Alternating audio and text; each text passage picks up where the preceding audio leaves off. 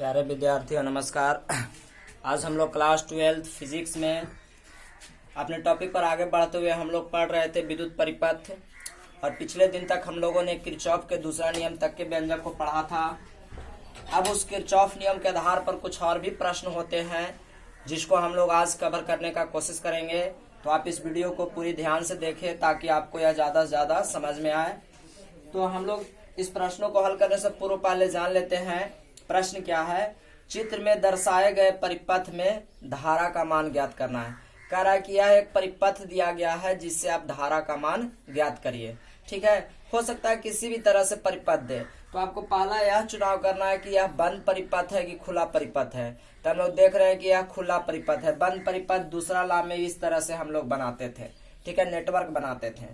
तो प्रथम यह खुला परिपथ है तो किरचॉफ का प्रथम नियम काम करेगा। अगर बंद परिपथ है तो किरचॉफ का दूसरा नियम काम करेगा। और किरचॉफ का प्रथम नियम में हम लोग पढ़े थे कि किसी बिंदु पर आने वाली सभी धाराओं का योग उस बिंदु से जाने वाली सभी धाराओं का योग के बराबर होता है, एवं सभी धाराओं का बीजगणितीय योग शून्य होता है। तो ठीक है, तो उस तरह से हम लोग किसी बिंदु पर आने वाली अथवा मिलने वाली सभी धाराओं का योग क्या पढ़े थे, शून्य पढ़े थे। और आज उसी के आधार पर हम लोग इस न्यूमेरिकल को फाइंड करेंगे जो आपको एग्जाम में काफी ज्यादा पूछा जाता है। तो कहता है कि नीचे के चित्र में दर्शाए गए परिपथ से धारा का मान, मतलब आपको बताना है कि बिंदु ए पर कितना धारा है, बिंदु बी पर कितना धारा है, बिंदु सी पर कितना धारा है। तो बिंदु ए पर कितना धारा है, बिंदु बी पर कितना धारा है, बिंदु सी पर कितना धारा है, इसको फाइंड करने के लिए हम देख रहे हैं कि बिंदु ए पर यहाँ से 3 एम्पियर आ रहा है, 1.5 एम्पियर जा रहा है, इसका पता नहीं कितना आ रहा है। तो मान लिए कि यह धारा हमारा x है। ठीक है, अब उसी तरह बी पर हम लोग x जा रहा है, x आ रहा है और 1 जा रहा है, यहाँ पता नहीं, तो इसको हम लोगों ने मान लिया y है।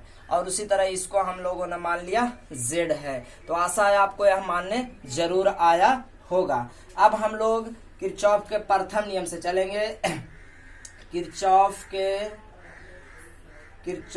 के प्रथम नियम से और किरचॉफ का प्रथम नियम से किस बिंदु पर, बिंदु ए पर आप पढ़े हैं कि किरचॉफ का प्रथम नियम कहता है किसी बिंदु पर आने वाली और जाने वाली समस्त धाराओं का योग क्या होता है, शून्य होता है। तो आपको क्या होगा, देखिए तो हो जाएगा 3 एम्पियर आ रहा है, ठीक, और 1.5 एम्पियर जा रहा है। तो इसको हम लोग किसको में रखेंगे, माइनस में, आने वाले को प्लस में, जाने वाले को माइनस में।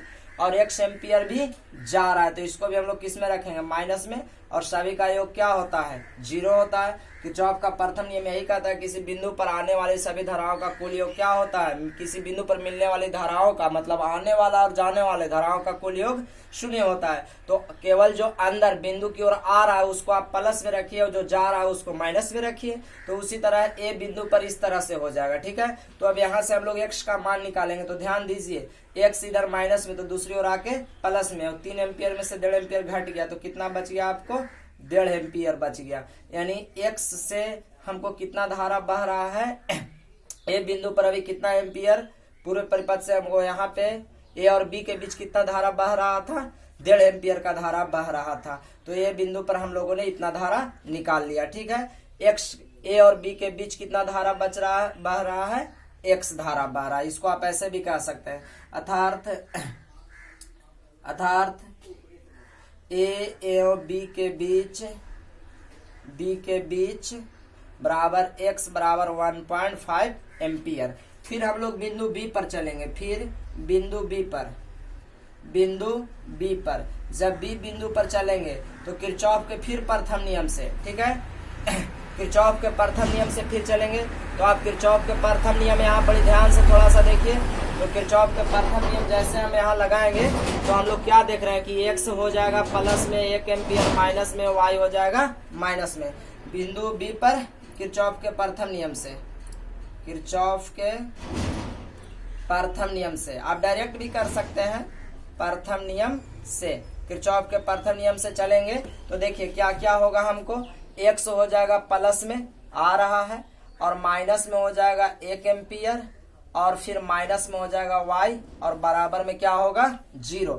तो यहाँ से फिर से हम लोग एक्स के वैल्यू देखिए, एक्स का वैल्यू आप लोग कितना निकाले हैं 1.5 एम्पियर, माइनस में 1 एम्पियर और माइनस में y बराबर में 0। यहाँ से y का वैल्यू तो माइनस से प्लस में चला जाएगा और 1.5 में से 1 घटेगा तो क्या बचेगा 0.5 एम्पियर। फिर उसी तरह अर्थात B और C के बीच कितना धारा बह रहा है तो 0.5 एम्पियर। फिर हम लोग चलेंगे बिंदु C पर, फिर बिंदु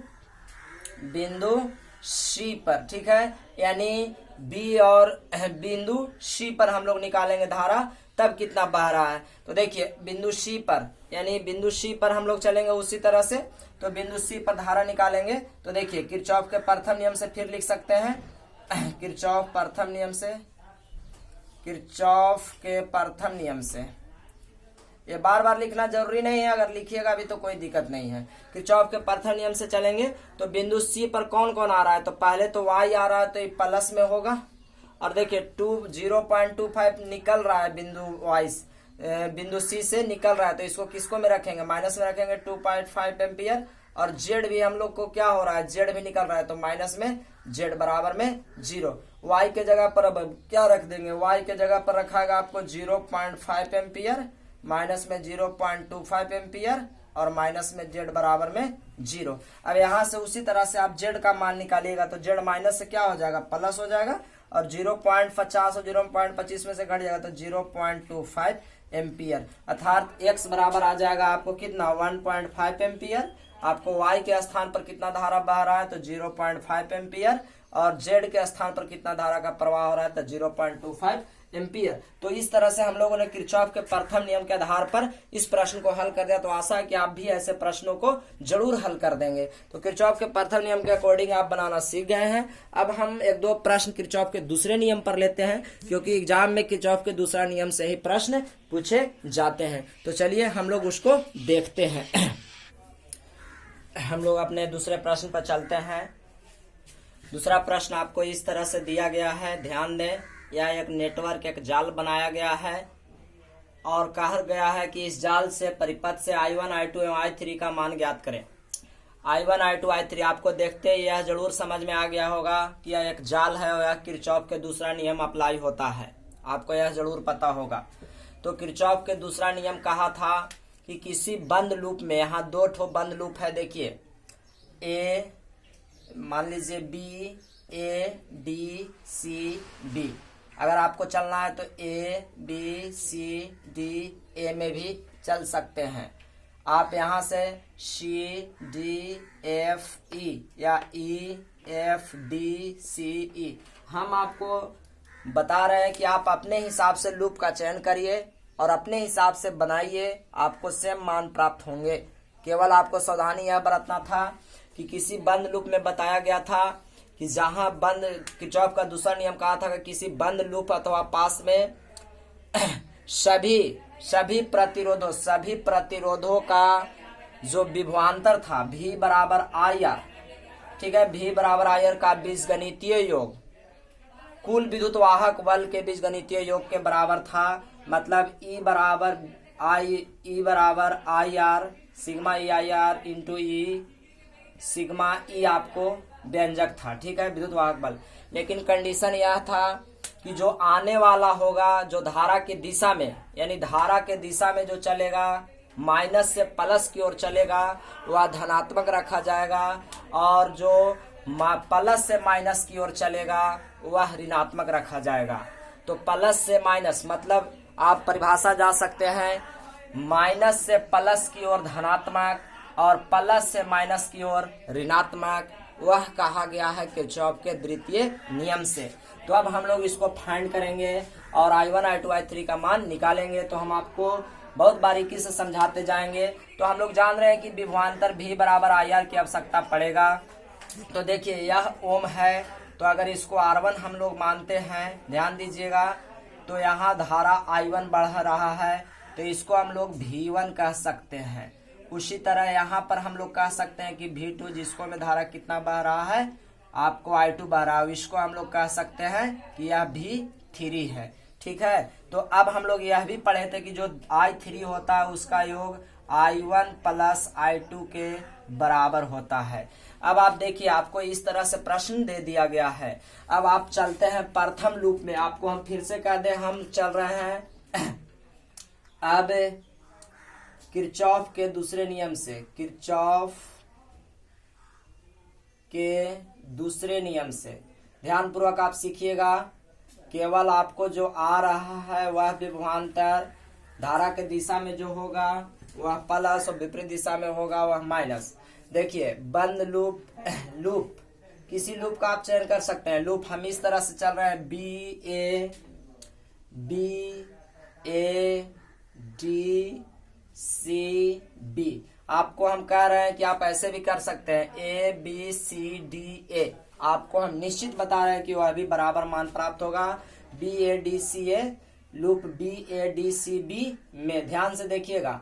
आप जब इस लूप में चलिएगा, हम लोग बी ए डी सी, मतलब हम इस लूप में चल रहे हैं, तो इस लूप में जब हम लोग चलना स्टार्ट करेंगे ऐसे, तो देख रहे हैं कि यह जो है बैटरी, यह पॉजिटिव मान दे रहा है और धारा यहाँ से ऐसे घूम रहा है। तो यहाँ देखिए उल्टी दिशा में आ रहा है। आप ऐसे घूम रहे हैं, यहाँ पे ऐसे, तो ऐसे घूम रहे हैं, तो यह विपरीत हो जा रहा है, यानी यह बैटरी माइनस में हो जा रहा है। यहाँ हम लोग माइनस से प्लस चल रहे हैं, लेकिन ये प्लस से माइनस चल रहे हैं। उसी तरह इसको में जब हम आ रहे थे तो यह जो हमारा V1 निकल रहा है वह प्लस हो रहा है कि माइनस, तो आप कहेंगे कि प्लस। क्यों? ये माइनस से प्लस की ओर चल रहा था। उसी तरह यहाँ से हम लोग आगे बढ़ रहे, तो ध्यान दीजिए, यहाँ से ऐसे जब बढ़ रहे थे तो यह क्या हो रहा था? माइनस हो रहा था। अब एक बार ध्यान से समझिएगा। तो हम लोग लूप में BADC में, तो हम लोग को क्या कहता है? किरचॉफ का दूसरा नियम कहता है, देखिए ध्यान से, किरचॉफ का दूसरा नियम कहता है सिग्मा IR बराबर में सिग्मा E। आपको यह किरचॉफ का दूसरा नियम कहता है, आपको ये पता होना चाहिए। जहां E है से विद्युत वाहक बल यानी बैटरी का है, तो हम लोग सिग्मा EIR, तो इस हिसाब से चलेंगे तो हम लोग को क्या होगा? जो V1 होगा वह प्लस में होगा, ठीक है, और V1 हमारा प्लस में होगा। इसी तरह से हम लोग यहाँ से जब घूर रहे हैं इस तरह से, यहाँ पर आते आते आते आते, तो यह पॉजिटिव, यह निगेटिव, और यहाँ भी क्या हो रहा है? देखिए, हम लोग धारा की विपरीत दिशा में जा रहे हैं, तो यह क्या हो जाएगा? निगेटिव हो जाएगा, ठीक है। और अब हम लोग इस ओर वोल्ट बैटरी के पार को रखेंगे, तो यह देखिए 3 भी प्लस में दे रहा है, तो आप इसको चाहे तो E1 कह सकते हैं, ठीक है, चाहे तो डायरेक्ट लिख सकते हैं। तो 3 भी है प्लस में, या चाहे तो आप E1 कर सकते हैं, कर दो। चलिए, इसको हम E1 कर दे रहे हैं और इसको E2 कर दे रहे हैं। तो E1 आपको क्या दे रहा है? प्लस दे रहा है, ठीक है। E1 क्या है? प्लस दे रहा है यह E1, और यहाँ घूर रहे हैं तो E2 क्या दे रहा है? माइनस दे रहा है।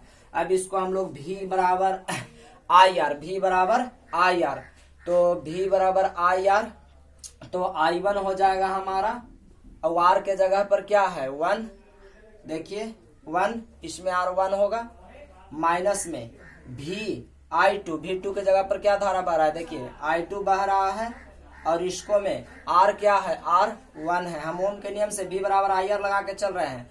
E1 के जगह पर देखिए, E1 के जगह पर आपको 3 भी है, और E2 के जगह आपको 1.5 है। इस तरह से यह गुना होगा तो बचेगा I1 माइनस I2 बराबर में 1.5 वोल्ट। इस तरह से आपको मान आ जाएगा। आप चाहे तो यहाँ से I1 I2 का मान निकाल भी सकते हैं। तो चलिए, मैं यहाँ फिलहाल समीकरण 1 रख लेता हूँ, ठीक है, या चाहे तो I1 I2 भी आप बना ले सकते हैं। फिर दूसरा लूप में चलिए। फिर लूप, आपको जौन सा लूप चुनना है वह चुनिए, आप अपने अनुसार चुन सकते हैं। चलिए, मैं इस लूप को चुन लेता हूँ, CDFEC में। आप दूसरा भी चुनिएगा और करके देखिएगा, CDFEC में।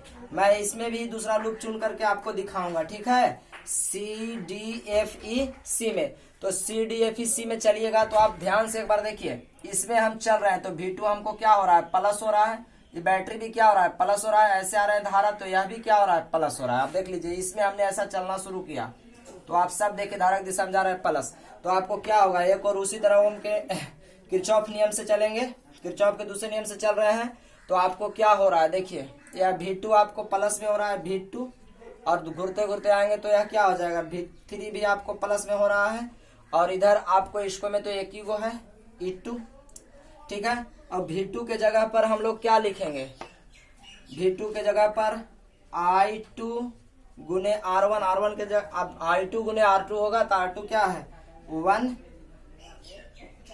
1 है, प्लस में V3 के जगह पर I3 V बराबर IR तो I3 और R के जगह पर देखिए क्या है 2 ओम है, क्या है 2 ओम, तो इसको भी हम कैसे गुना करेंगे 2 से। E2 के जगह पर कितना है 1.5 है। अभी और देखिए I2 के जगह पर I2 गुने 1 तो I2 ही होगा, और यहाँ देखिए I3 के जगह पर हम लोग क्या रखते हैं I1 प्लस I2, तो I1 प्लस में I2 में कैसे गुना होगा 2 से बराबर में 1.5। अब इस तरह से हम लोग मान निकालेंगे तो क्या होगा I2 प्लस में देखिए 2 से गुना होगा तो 2I1 प्लस में 2I2 बराबर में आपको हो जाएगा 1.5। अब इसको आप सजाइएगा समीकरण बनाने के लिए, तो I2 और Y2 देखिए पहले आपको बचा 2I1 प्लस 3I2, I2 और I2 यह जुड़ जाएगा बराबर में 1.5। अब आप क्या कर सकते हैं, चाहे तो इसको 1 और इसको 2 करके हल कर सकते हैं, नहीं तो यहाँ से I1 के मान निकाल लीजिए, इसको में रख दीजिए, आपको हल करना अपने से आना चाहिए, ठीक है। तो इसलिए यहाँ से I1 का मैं मान निकाल ले रहा हूँ, तो I1 का मान निकालिएगा तो 1.5 प्लस I2 होगा। आप क्लास 10 में बहुत से समीकरणों को ऐसे पढ़े होंगे, ठीक है। तो आप समीकरण इसको भी रख ले सकते हैं 1। तो यहाँ से I2 का मान हम दे रहे हैं, तो देखिए I1 का मान दे रहे हैं तो 2 के 2 रहेगा, और I1 के जगह पर आ जाएगा 1.5 प्लस में I2 प्लस में 3I2 बराबर में 1.5। अब यहाँ से आप गुना करिएगा तो 1.5 दूना के 3 हो जाएगा, प्लस में 2I2 हो जाएगा और प्लस में 3I2 हो जाएगा, और बराबर में आपको कितना हो जाएगा 1.5। यहाँ से आप जोड़ लीजिएगा तो आपको देखिए क्या मान हो जाएगा, आपको बचा 5I2 बराबर में यह उधर जाएगा तो माइनस में हो गया 1.5।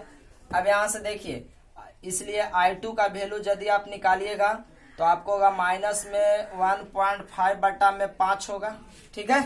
तो इसको आप भागा दीजिएगा, तो आप भागा दे करके देखिएगा आपको हो जाएगा, यानी 15 बटा 0.3 हो जाएगा माइनस 0.3 एम्पियर, यानी I2 का भाग आपको कितना आ जाएगा माइनस 0.3। आप भागा दे करके इसको देख सकते हैं कैसे कि ऊपर में होगा 15 और नीचे में आप दीजिएगा, नीचे में आप मतलब फिर 50 से भागा दीजिएगा 15 में तो 0.00 50 3 150, तो आपको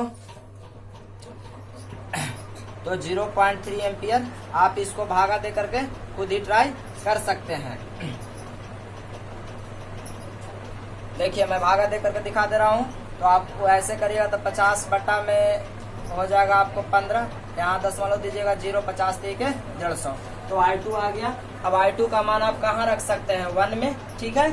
तो अब यहाँ लिखिए, इसलिए I2 इन 1, जब I2 का मान 1 में रखेंगे तो 1 देखिए आपको क्या आया है, देखिए ध्यान से I1 बराबर आ जाएगा आपको, I1 बराबर 1.5 प्लस है तो ये माइनस में 0.3 हो जाएगा, तो माइनस में 0.3 है तो आपको क्या बच जाएगा, माइनस में 0.3 घटेगा तो आपको बचेगा 1.2 है। I1 बराबर क्या आ गया आपको 1.2 है। अब हम लोग को क्या निकालना है, I3 निकालना भी है, इसलिए अब I3 आप निकाल दीजिए। इसलिए I3 बराबर हो जाएगा क्या I1 प्लस I2 और I1 के जगह पर आपने कितना निकाला था 1.2 और I2 के जगह पर आप क्या निकाले हैं 0.3, माइनस में आया है आपको 0.3।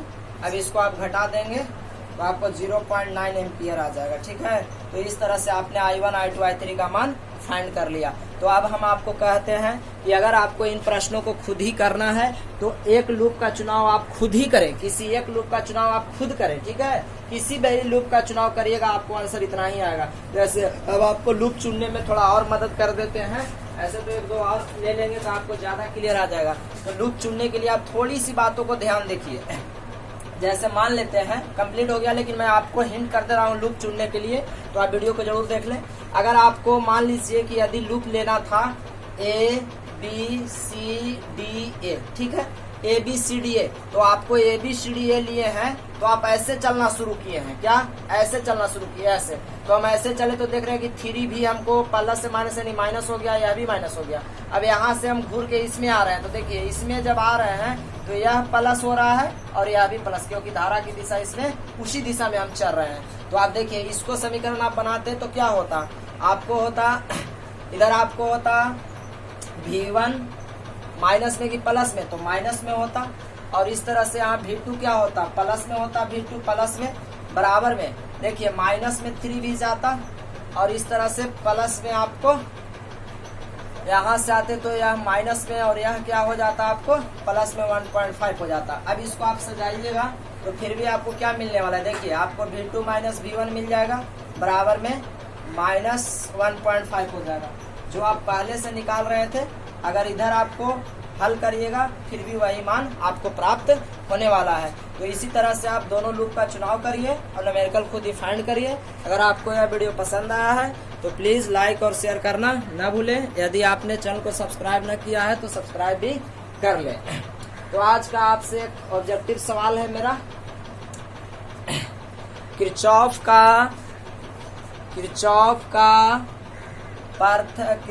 का दूसरा नियम कहलाता है, किरचॉफ का दूसरा नियम कहलाता है, चॉइस ए में है धारा का नियम, चॉइस 2 में है वोल्टता का नियम, चॉइस सी में है दोनों, चॉइस डी में है कोई नहीं। तो आप अपने से खुद भी ट्राई करिए और आप बना पाइएगा। एक दो और न्यूमेरिकल आगे लेते हैं, तो इस सवाल का उत्तर आप कमेंट बॉक्स में जरूर दें और आगे के सवाल को अवश्य देखिए।